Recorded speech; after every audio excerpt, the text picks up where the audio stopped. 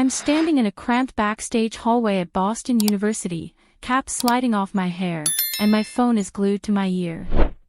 It rings 4 times before dumping me into voicemail. Again. Mom, it's me. Where are you guys? Ceremony starts in 20 minutes. My voice cracks on the last word. I hate that it does. I tried Dad next. Straight to voicemail. His inbox is full. It's been full for 3 weeks, but he never clears it. I text both of them. Then I text my sister Lauren. Nothing. The girl next to me is crying happy tears while her mom fixes her tassel. 3 rows over, someone's dad is taking so many photos his phone storage is probably screaming. Everyone around me is surrounded by people who showed up. I smoothed down my borrowed dress, the one my roommate Kira insisted I wear because you can't graduate in yoga pants, Ava. The heels are hers too. They're half a size too small and already cutting into my ankles. 20 minutes later, I'm sitting in my assigned seat in the 4th row. The stadium is packed.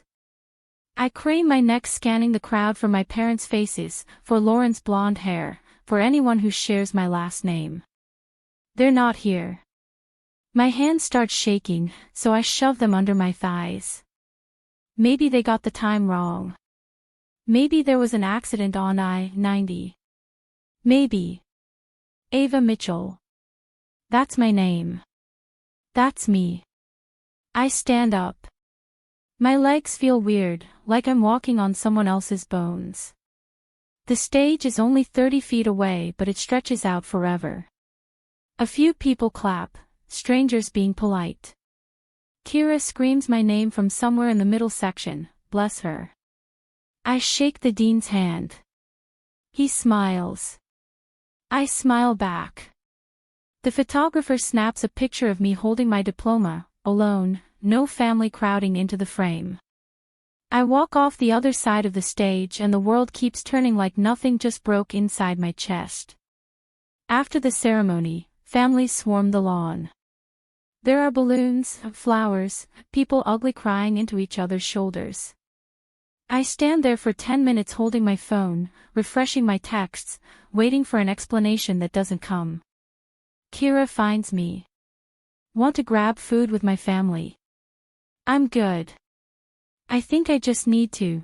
I don't finish the sentence because I don't know how it ends. The drive back to my apartment takes 40 minutes. I don't remember any of it. When I unlock my door, there's an envelope on the floor. White. Standard. My name written across the front in handwriting I've known my entire life. Lauren's. I pick it up. My hands are still shaking. I rip it open because some part of me is stupid enough to think maybe it's an apology, maybe there's a reason that makes sense. The note inside is short. Ava, Dad, and Mom have always wanted one of us to succeed, and it wasn't going to be you. Don't try to fight it. Just let it go. L. I read it 3 times. Then I fold it carefully, walk to my desk, and slip it into the top drawer. I don't cry. I don't call them. I don't scream. Something inside me just clicks off. Like a breaker switch flipping in a basement. I open my laptop and create a new folder. I title it, Evidence. I need you to understand something. This wasn't the first time they chose Lauren over me. It was just the loudest. Growing up, Lauren went to Brookfield Academy, the private school with the lacrosse team and the college prep program. I went to Lincoln High where the ceiling tiles had water stains and the chemistry lab hadn't been updated since 1997. Lauren needs the structure, Mom said when I asked why. I was 13. When Lauren turned 16, Dad bought her a used Lexus. When I turned 16, he taught me how to check the oil in the 2001 Civic I'd saved up for myself working at Sal's Pizza. 3 Thanksgivings ago, Lauren announced she got into Columbia for grad school. Mom literally cried. Dad opened champagne. Aunts and uncles applauded. 2 Thanksgivings ago, I told them I'd gotten a full scholarship to BU's data science program. Dad nodded and said, "That's nice, honey," then turned back to Lauren to ask about her thesis. I remember standing there holding mashed potatoes, waiting for someone to ask me literally anything about my scholarship. No one did. Last Thanksgiving, I didn't go home. Told them I had to work a double shift. I didn't. I just sat in my apartment eating Chinese takeout, scrolling through their Facebook posts showing the whole family around the table. My seat wasn't even empty. They'd put a centerpiece where I would have sat. But I still sent money when they asked. "Ava, can you cover the electric bill this month? Things are tight." $240. "Hey sweetie, car insurance is due and we're short." $180. "The furnace broke. Can you help out?" $650. I kept a record of every transfer. Not because I planned to use it. Just because some small part of me needed proof I existed to them, even if it was only as a bank account. In 3 years, I sent them $47,000. I worked 50-hour weeks between the coffee shop and campus bookstore. I tutored high schoolers in algebra on weekends. I ate ramen and dollar menu burgers while Lauren posted Instagram stories from rooftop brunches in Manhattan. My parents paid for her apartment security deposit. I know because I saw the Venmo transaction when Mom accidentally sent me a request meant for Dad. "Ignore that," she texted after. Not sorry. Not will explain. Just ignore that. So I did. I ignored a lot of things. Right up until June 5, 2025, when they ignored me completely. Now I was done ignoring anything. The morning after graduation, I woke up and made a decision. I wasn't going to confront them. I wasn't going to demand an apology. I wasn't going to show up at their house and ask why. Because people like my parents don't think they did anything wrong. They'd tell me I was being dramatic. That I was ungrateful. That family is complicated and I should just move on. So instead, I disappeared. I stopped answering their calls. When Mom texted asking if I was okay, I responded with one word, busy. I deleted my Instagram. Changed my Facebook to private. Stopped posting anything they could use to track my life. And then I got to work. Every night after my bookstore shift, I stayed up until 3 in the morning teaching myself Python, JavaScript, data visualization. I built projects. I networked on LinkedIn with people 3 time zones away who didn't know my family, didn't know my history, didn't know I was supposed to be the daughter who didn't matter. 4 months later, I applied to the Bridgepoint Tech Fellowship in San Francisco. Full-time, 18 months, $85,000 stipend plus housing assistance. 200 people apply every cycle. They accept 12. I didn't tell anyone I applied. Not Kira. Not my coworkers. No one. When the acceptance email hit my inbox on a Tuesday in October, I was shelving returns in the self-help section. I read it 4 times standing between Daring Greatly and The Gifts of Imperfection, then laughed so hard the manager asked if I was okay. "I'm perfect," I said. I gave notice at both jobs. Told my landlord I wouldn't renew my lease. Started packing my life into boxes labeled Donate and California. I didn't tell my parents I was leaving Massachusetts. Didn't invite them to any goodbye dinners. Then, 2 weeks before my flight, I got a letter. Certified mail. From a law office in Boston I'd never heard of. Estate of Margaret Rose Mitchell. You are named as a beneficiary. Please contact our office to schedule a consultation. Margaret Rose Mitchell. My grandmother. She died 14 months ago. I wasn't invited to the funeral. Now apparently, she'd left me something. 6 months in San Francisco, and I barely recognized myself.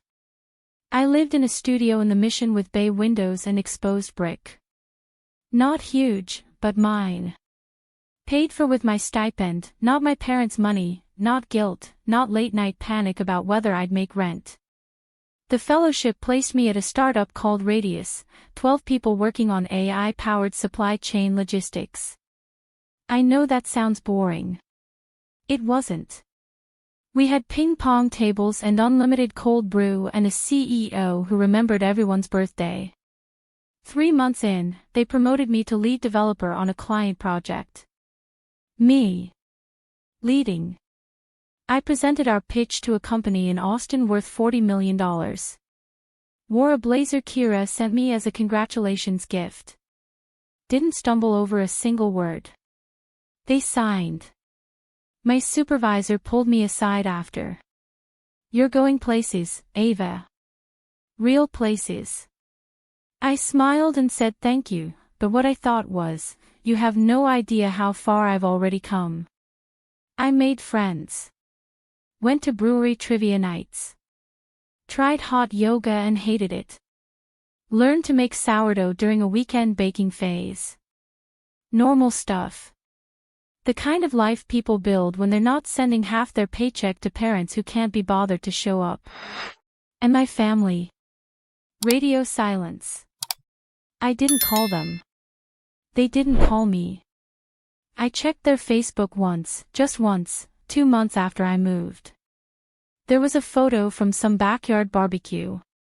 Caption, "So grateful for our daughters." Plural. Lauren was tagged. I wasn't. They were using me as set dressing. Claiming me in captions to look like functional parents while erasing me everywhere that actually mattered. I closed the app and didn't open it again. Then, on a Wednesday in March, my phone rang. Unknown Boston number. "Ms. Mitchell. This is Richard Huang from Cornerstone Legal Group. I'm handling your grandmother's estate. We've been trying to reach you." "I got your letter," I said. "I've been meaning to call. I understand you've relocated. That's actually why I'm calling." He paused. "There are some irregularities in the documentation we need to discuss. Specifically regarding the will." My stomach dropped. "What kind of irregularities?" "We have 2 versions on file. One from 2019, one from 2021. They list different beneficiaries. Your grandmother passed in late 2021, but the earlier will was never formally revoked. It's complicated. Who's listed in each version?" Another pause. Longer this time. "The 2019 will names you as primary beneficiary of the family trust. The 2021 version names your sister, Lauren. Your parents filed the second one as the valid document, but there are questions about your grandmother's mental capacity at the time of signing. She was hospitalized that month for early-stage dementia."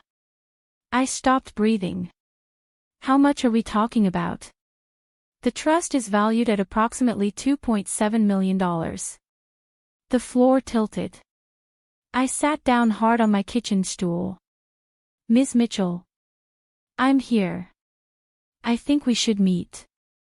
There's more you need to know." I scheduled a call for the following week. Hung up. Stared at the wall for 20 minutes. Then I opened my laptop and searched for one thing: fraud statutes in Massachusetts. Comment below, have you ever discovered a family secret that changed everything? What did you do? The LinkedIn message appeared on a Thursday night while I was debugging code. "Ava. I know what they did. We need to talk. Please. This is important. Lauren." I stared at it for 5 minutes. Every instinct I had screamed trap. Lauren was their golden child. Their investment. The daughter they actually wanted. Why would she reach out now, after months of silence, right when a lawyer is asking questions about money? But the lawyer's call had cracked something open.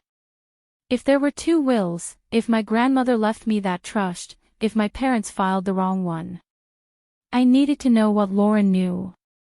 When and where. Her response came in 30 seconds.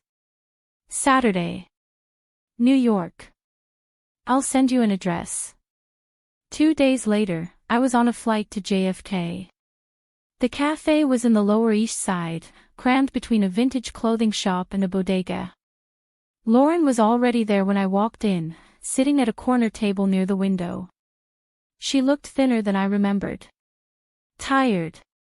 She stood when she saw me. Started to move in for a hug, then stopped. Thanks for coming, she said. I sat down. Didn't order anything. What do you want, Lauren? She flinched. Good. I found something. In Dad's office.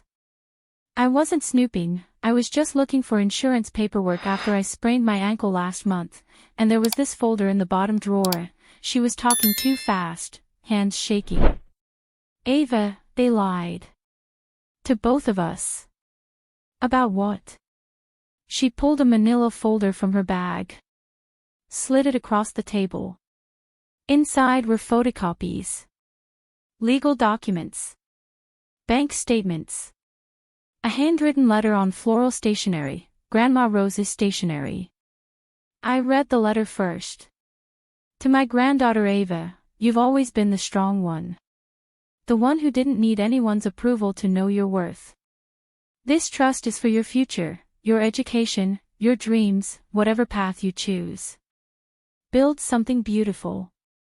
Love, Grandma Rose. Dated April 2019. My throat closed up.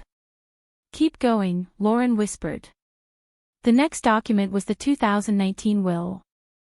Clear as day, Ava Mitchell, primary beneficiary, $2.7 million trust fund. Then the 2021 will. Same trust. Different name. Lauren Mitchell. Grandma Rose was in the hospital when she supposedly signed the second one, Lauren said. September 2021. I remember because Mom and Dad kept visiting her alone. They told us she didn't want visitors, that it upset her. She had dementia. Advanced. She didn't even recognize Dad half the time. Lauren's voice cracked. Ava, I don't think she signed that second will. I think they did. I looked up at her. You're telling me Mom and Dad forged Grandma's signature to steal my inheritance and give it to you? Yes. The word just sat there between us. And you knew? No. Lauren leaned forward. I swear I didn't know. They told me Grandma changed her mind. That you two had a falling out before she died, that you didn't visit her in the hospital, that she was hurt and decided to leave everything to me instead. I believed them, Ava. I'm so sorry, I believed them. I wanted to flip the table. I wanted to scream. Instead, I kept my voice flat. Where's the money now? Lauren swallowed hard. Gone. Most of it. Gone where? My grad school tuition at Columbia, $90,000. I dropped out after one semester, but the money was already paid. Their kitchen renovation, $85,000. Dad's Audi lease buyout, $34,000. My apartment security deposit and first 3 months rent, $12,000. Mom's medical bills from her knee surgery, $18,000. She pulled out another paper. A spreadsheet. I've been tracking it since I found the documents. Total spent, $647,000. My hands curled into fists under the table. There's more, Lauren said quietly. They took out loans against the trust. If the money reverts to you, those loans come due immediately. They can't pay them back, Ava. They'll lose the house. Good. Lauren looked at me. Really looked at me. I hired a lawyer. I can testify about the documents, about Grandma's condition, about everything. But I can't do this alone. They control my trust access until I'm 30. If I go against them, they'll cut me off completely. So you want my help? I want to do the right thing. Her eyes were wet. They made us enemies, Ava. On purpose. So we'd never compare notes, never figure out what they were doing. I'm not asking you to forgive me. I'm asking you to let me help fix this. I studied her face for tells. For the lie. For the angle. All I saw was my sister, looking as tired and betrayed as I felt. I need copies of everything you found. She pushed a thumb drive across the table. Already done. I pocketed it. Stood up. Ava. I'll call you when I've talked to my lawyer. I walked out into the cold New York afternoon, hands shaking, rage burning so hot I thought my skin might crack open. They didn't just skip my graduation. They stole my future and handed it to Lauren like a gift.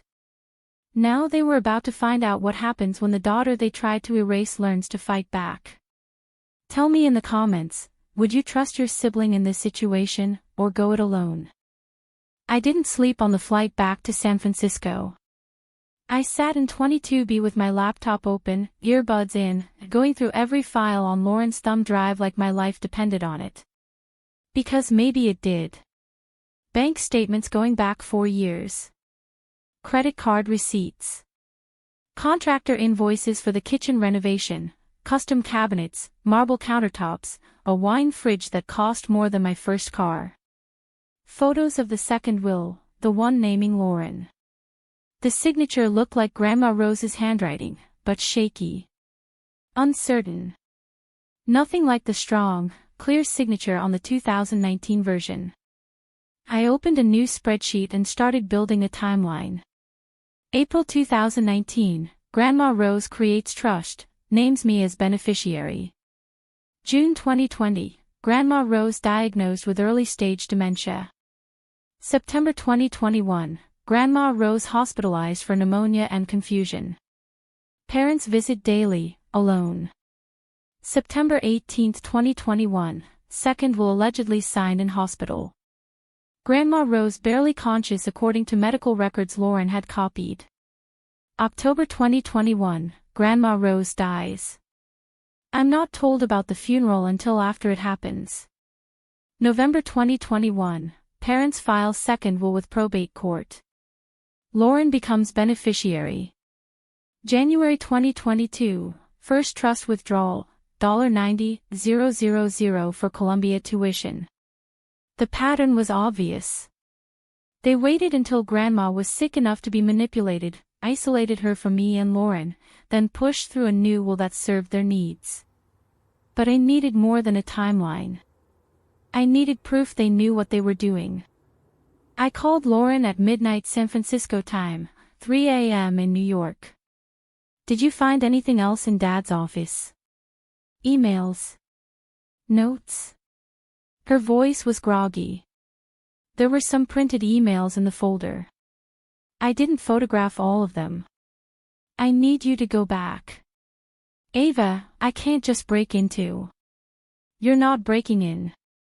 You live there twice a month when you visit. Go this weekend. Tell them you need to grab tax documents or something. Photograph everything. Silence. Lauren. Okay. Okay, I'll do it. 3 days later, she sent me 52 new photos. Jackpot. Email from Dad to Mom, dated September 10, 2021, talked to Morrison about the will situation. He says as long as Rose signs something, even if she's not fully there, it's defensible if no one contests it. Ava won't even know to contest it. Email from Mom to Dad, September 15, 2021, visited Rose today. She didn't recognize me but she held the pen. Morrison witnessed. We should be clear. Email from Dad to Lauren, November 2021. The trust is being transferred to your name. Don't mention this to your sister. She and Grandma Rose had issues before the end, better to just let it go. They knew. They knew Grandma Rose wasn't competent. They knew they were cutting me out. And they lied to Lauren to keep her complicit. I forwarded everything to Richard Huang, my grandmother's estate attorney. He called me within an hour. Ms. Mitchell, this is significant evidence. If your parents knowingly had your grandmother sign documents while incapacitated, that's elder abuse. Financial exploitation. Possibly fraud. What do we do? We file a petition to invalidate the 2021 will and reinstate the 2019 version. With this evidence, you have a strong case. But I need to warn you, this will destroy your relationship with your parents. I almost laughed. There's no relationship left to destroy. There's also the matter of the money already spent. The trust will revert to you, but your parents took loans against it. Those loans become due immediately. They'll have to refinance their home or sell it to cover the debt. How much are the loans? Approximately $380,000. I did the math. Their house was worth maybe $550,000. After the refinance, they'd be underwater. Struggling. Forced to live the way they made me live for years. File the petition, I said. Are you certain? I thought about my empty graduation. The letter from Lauren. 3 years of sending money I couldn't afford. The casual cruelty of being erased from family photos while they spent my inheritance. I've never been more certain of anything. I'll draft the paperwork. We'll need your sister to provide testimony. She will. I hung up and stared out my apartment window at the San Francisco skyline. The city was lit up, alive, full of people building lives that belonged to them. I was about to take back mine. And if my parents' world burned down in the process? They lit the match themselves. If you found proof your family betrayed you, would you take legal action? The petition was filed on a Monday in April. My parents had 30 days to respond. I gave them 3 days to panic, then I sent an email. Subject, coming home. Hi Mom and Dad. I know it's been a while. I've been thinking a lot about family lately, about Grandma Rose, about everything. I'm flying to Boston next week for work and thought maybe we could have dinner. Just the 4 of us. There are some things we should talk about. Love, Ava. I hit send and watched my screen like it might explode. Mom's response came within 20 minutes. Ava. We'd love to see you. We've missed you so much, sweetheart. Come to the house Thursday night. I'll make your favorite, lasagna. Dad and I have been so worried about you. It'll be wonderful to have the family together again. Zoxo Mom. The all caps. The exclamation points. The sudden affection after 8 months of silence. They thought I was coming home to apologize. To fall back in line. To be their emergency fund again. They had no idea what was coming. I forwarded the email to Lauren with one line, "You in?" Her response, "Absolutely." Richard Huang called that afternoon. Ms. Mitchell, I have to advise against confronting your parents directly before the hearing. Anything you say could complicate. I'm not confronting them. I'm having dinner.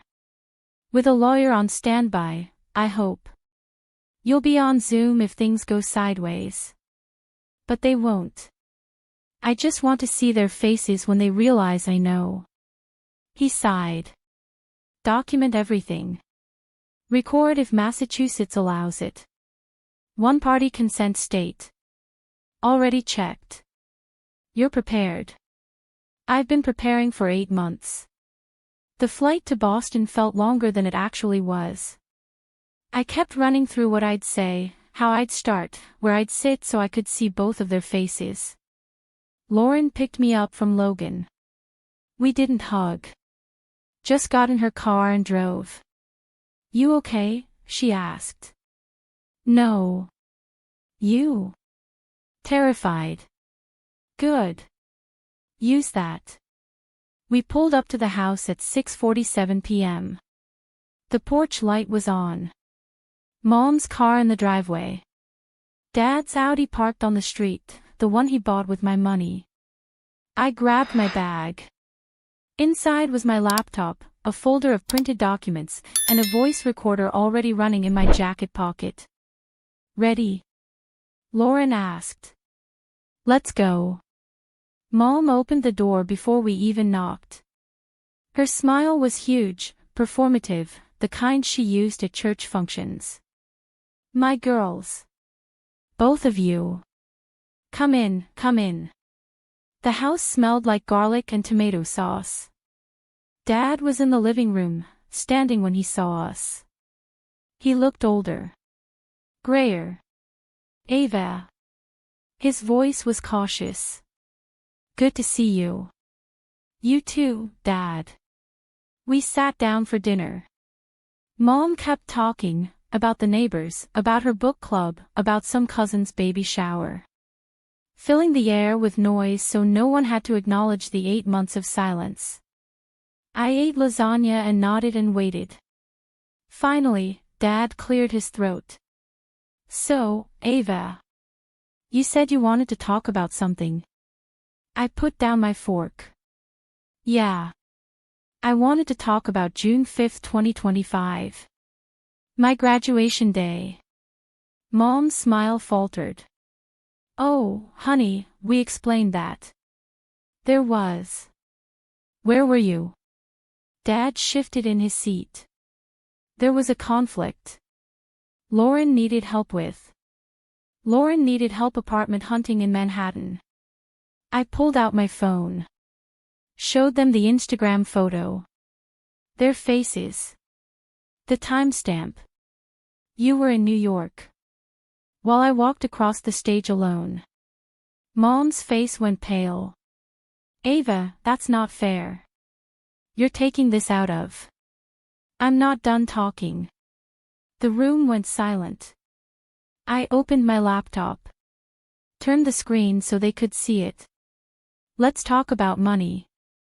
Specifically, the $47,000 I sent you over 3 years. Every electric bill. Every car payment. Every emergency that somehow always happened right when I got paid. Dad's jaw tightened. We never forced you to. Now let's talk about the $2.7 million Grandma Rose left me. Mom's wine glass slipped. Red liquid spread across the white tablecloth. The trust you stole, I continued. The will you forged. The grandmother you isolated and manipulated while she was dying. Dad stood up. That's enough.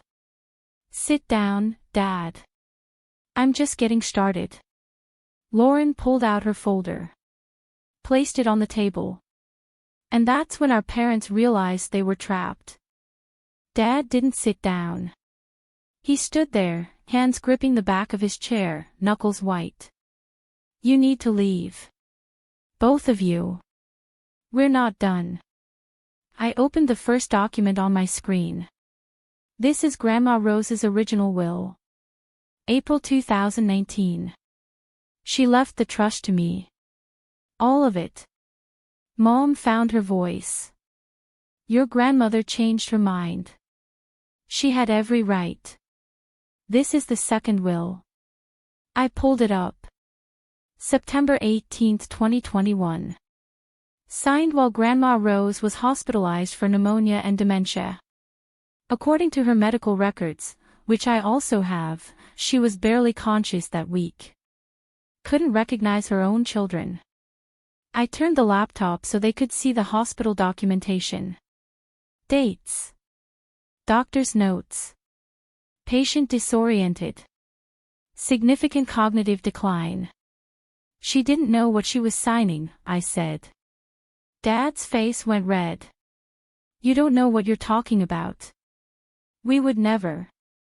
Here's an email you sent to Mom. I read it out loud. Morrison says as long as Rose signs something, even if she's not fully there, it's defensible if no one contests it. Ava won't even know to contest it. The color drained from his face. Mom started crying. Not real tears. Performance tears. How did you? Those are private. Here's another one. From you, Mom. I kept my voice level. Calm. Visited Rose today. She didn't recognize me, but she held the pen. Lauren slid a printed spreadsheet across the table. This is where the money went. Every dollar. I watched Mom's eyes scan the page. Columbia tuition. Kitchen renovation. The Audi. Her niece surgery. Line after line of my inheritance funding their lifestyle. Total spent, $647,000, Lauren said. Plus $380,000 in loans against the remaining trust balance. Dad slammed his hand on the table. We raised you. Fed you. Clothed you. Sent you to college. You didn't send me anywhere. I got a full scholarship. You didn't pay a single tuition bill. I pulled up another spreadsheet. But I paid yours. $47,000 over 3 years. Want to see the receipts? I showed them every Venmo transfer. Every text begging for help. Every guilt trip about family obligations. I was working 60-hour weeks, eating dollar menu food, living in a place with heat that barely worked. And you were renovating your kitchen. Mom's voice shook. We were going to pay you back. When? You've had 3 years. Silence. Here's what's going to happen, I said. I've filed a petition to invalidate the 2021 will. My lawyer says with this evidence, the emails, the medical records, Lauren's testimony, we'll win. The trust reverts to me. And those loans you took out? They're due immediately. Dad's face went from red to gray. You can't, we'll lose the house. You'll have to refinance. Downsize. Maybe get second jobs. You know, the things I did while you spent my money. Mom reached for my hand across the table. I pulled back. Ava, please. We're family. You can't do this to family. I looked at her. Really looked at her. You skipped my graduation. You stole my inheritance. You lied to both your daughters and turned us against each other. My voice didn't shake.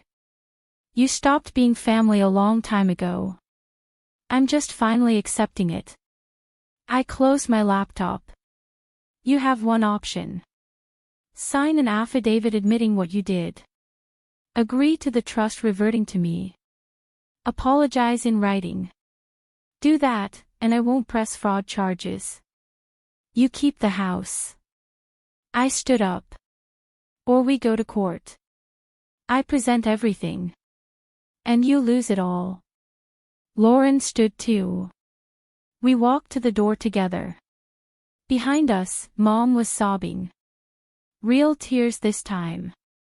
Dad called after us. Ava. I didn't turn around. You have 48 hours. My lawyer will send the paperwork. We walked out into the cold Boston night. I didn't feel victorious. I just felt free. They signed the affidavit 36 hours later. No phone call. No apology beyond the required legal statement. Just a scanned PDF from their lawyer with both signatures at the bottom. Richard Huang called me that afternoon. It's done. The trust will be transferred to your account within 10 business days. Your parents have agreed to a structured repayment plan for the loans, 15 years at 6% interest. What about the money already spent? They're not required to repay that. The trust is being restored to its current value, approximately $2.1 million. The $647,000 they spent is gone. I did the math in my head. Even after their repayment plan, I'd still have more than enough. More than I ever thought I'd see. Thank you, Richard. Ms. Mitchell, Ava, I hope this brings you some peace. I wasn't sure peace was the right word. But it was something. The family group chat exploded that night. Aunt Carol, what is going on? Your mother is beside herself. Uncle Frank, Ava, we need to talk about this. Family doesn't sue family. Cousin Brennan, wow. Cold-blooded much. I left the group chat. Blocked most of them. The ones who mattered, Uncle Terry, Aunt Vanessa, reached out privately. They'd suspected something was wrong for years. They just didn't know how to intervene. Lauren moved out of our parents' place the following week. Gave her notice at the consulting firm in New York. Applied to grad schools in California, funded by her own savings this time, not stolen money. I need a fresh start, she told me over FaceTime. Away from them. Away from the person they made me. You can crash with me until you find a place. She smiled. First real smile I'd seen from her in years. Yeah. Mom tried calling once. Left a voicemail about forgiveness and how Grandma Rose would be disappointed in me for tearing the family apart. I deleted it without listening to the whole thing. Dad sent an email 3 weeks later. Subject line, I'm sorry. I archived it unread. The trust money hit my account on a Tuesday morning. I stared at the balance for 10 minutes, then paid off my student loans in one payment.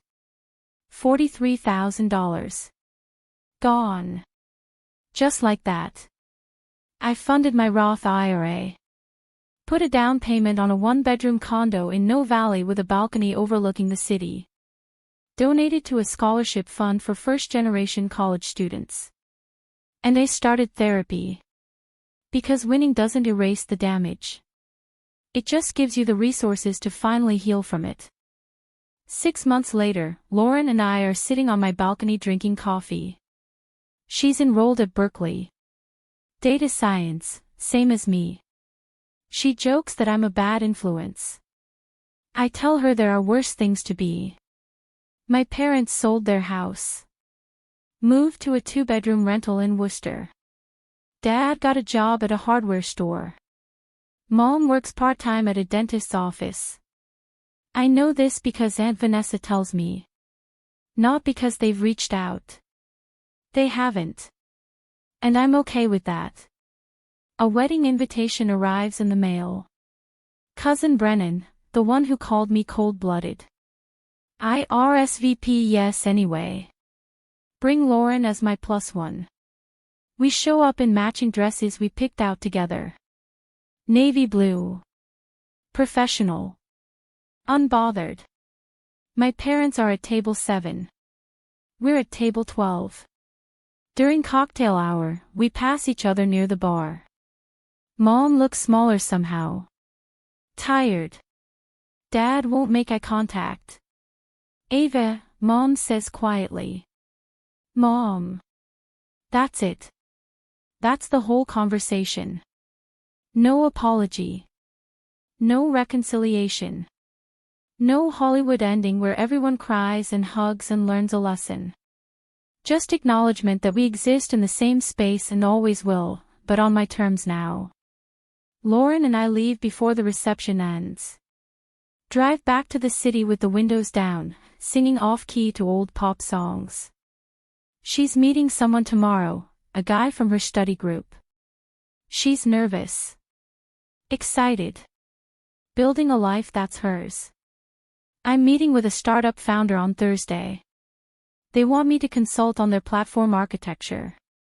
It's a big opportunity. Maybe my own company someday. Back on my balcony, the city lights stretch out forever. I think about Grandma Rose. About the letter she wrote me. Build something beautiful. I'm trying, Grandma. I really am. And the people who tried to stop me. They're not invited anymore. So let me ask you, when is it okay to walk away from family? Drop your answer below. I read every single one.